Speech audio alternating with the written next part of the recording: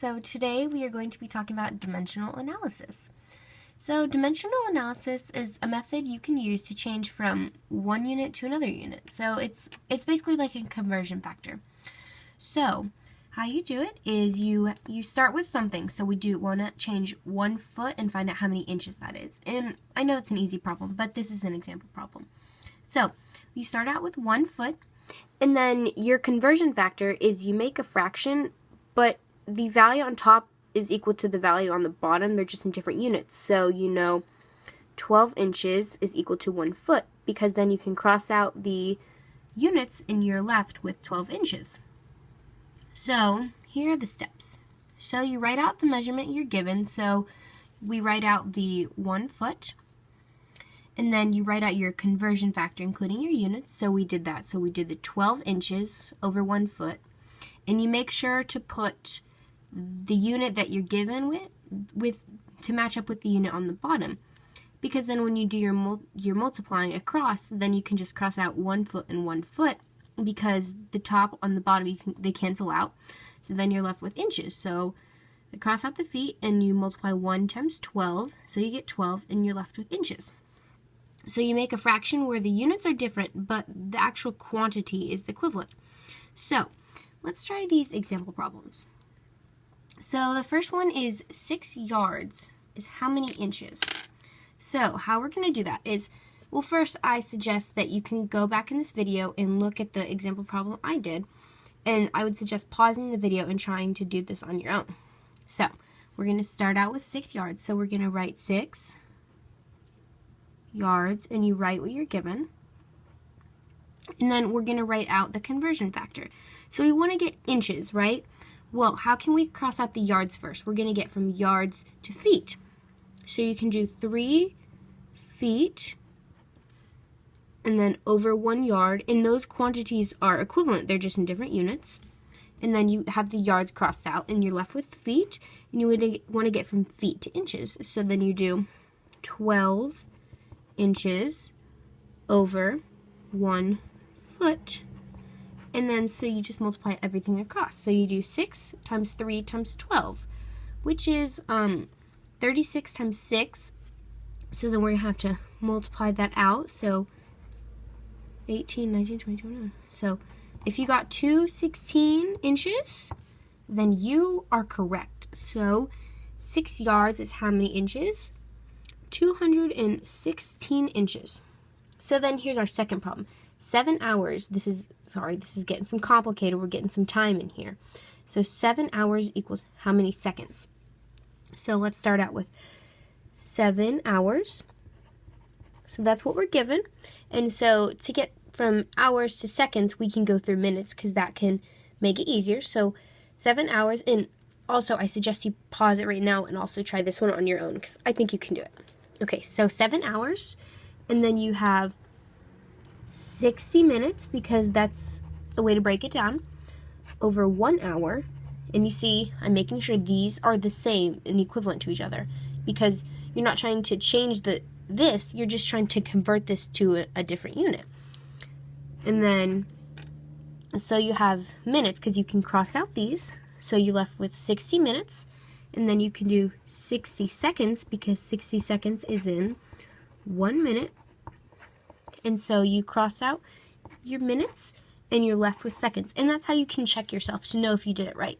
So you started with hours, and so you cross out your hours, and then you had minutes, and you cross out your minutes, and you're left with seconds. And I'm not going to take the time to multiply this out. I think you can do that. 60 times 60 is 3,600. Okay, fine, I'll do it.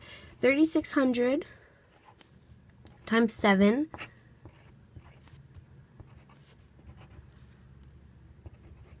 Okay. 25,200. That's your answer.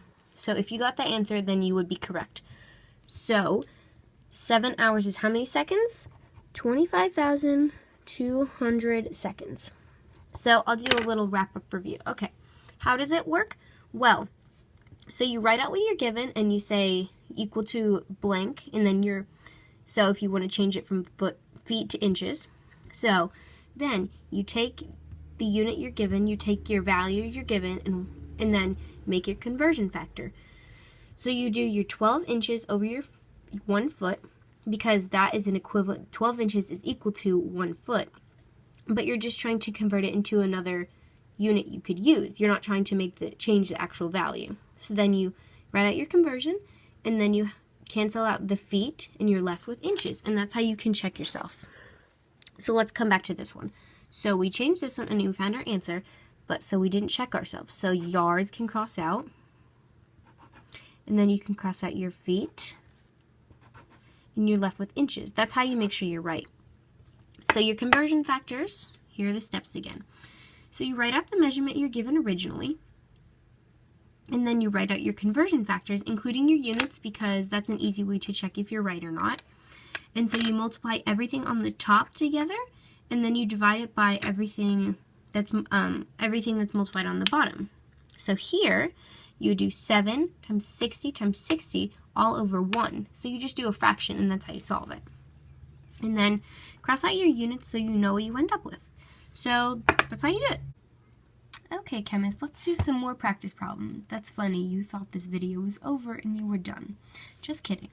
Okay, so number 1, you can do this if you've gotten there yet. So this has moles in it, and if you know moles, you can totally do the problem. If you don't, then I would skip a little bit farther in this video and do number 2 and 3, because you can do those. So at this point, if you can do these problems, pause the video and try them. So I will show you how to do number 1 right now. So we have 3 grams of hydrogen, and we want to know how many moles there are.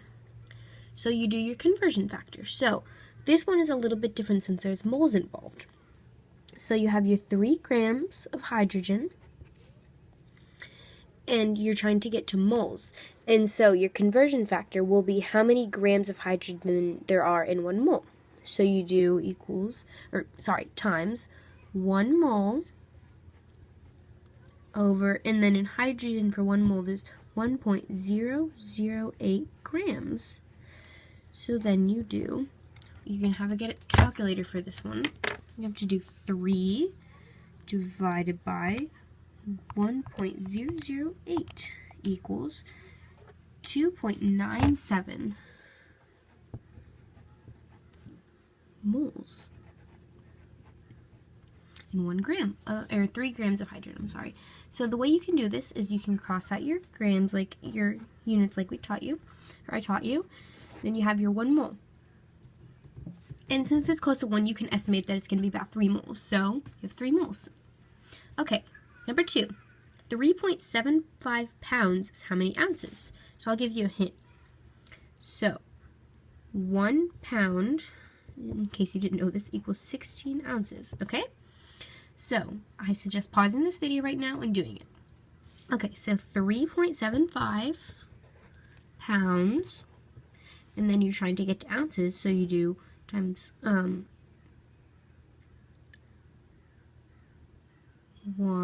ounce over 16 pounds.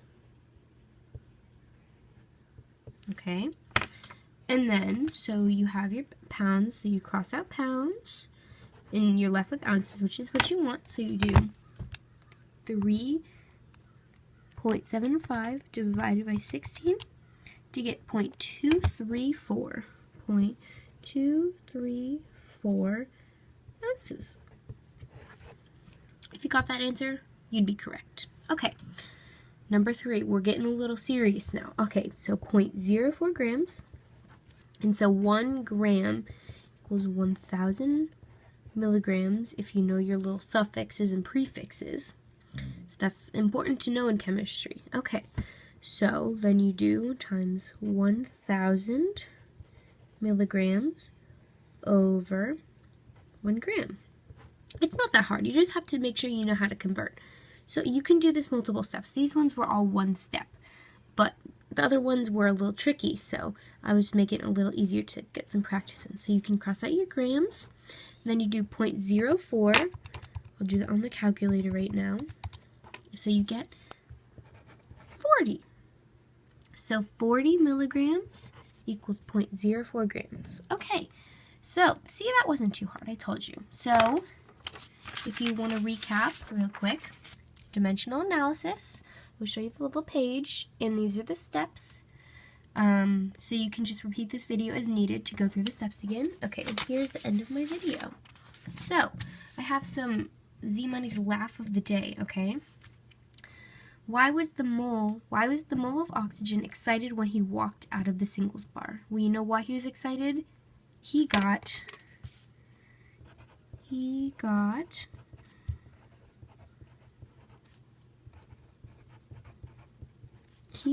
Avogadro's number. Now, if you know moles, you know that's pretty funny. My second one. Anyone know any jokes about sodium? Nah.